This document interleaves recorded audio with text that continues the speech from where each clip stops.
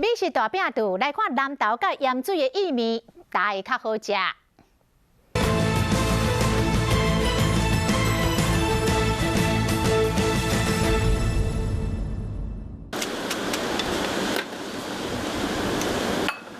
拄煮好的咸水意面，先加调味料，搁加豆菜，搁淋点鸡，家己做的肉素。用全瘦肉，对，用台湾的猪，对，然后里面有加油葱，油葱要敲碎，然后目的是为了增加它的香气。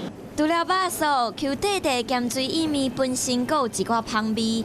店家讲，这就是咸水意面的特色，唔免加水加鸭卵。加了鸭蛋，包含了它有鸭蛋的香气，然后也比较 Q 弹。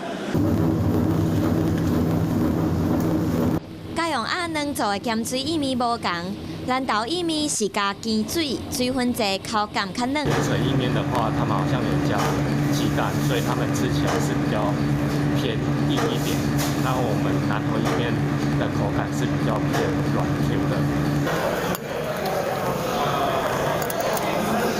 煮煮好的意面，搁加豆菜、蓝肉素，嘛甲咸水意面真无同。肥瘦比例可能用3:7啦，因为如果太瘦的话，那我们做出来的肉燥没有油脂的话，面吃起来涩涩。咸水意面面粉无加水，加鸭卵，增加面的香气和口感。肉素是用3肉来煮，南投意面是鸡水加面粉。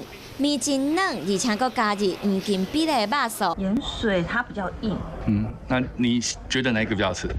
我比较喜欢是南投意面，比一般的 Q 啊比较弹，不会像那个别的地方吃起来就烂烂的这样。有人食面介食嫩的，有人介 Q 底的口感。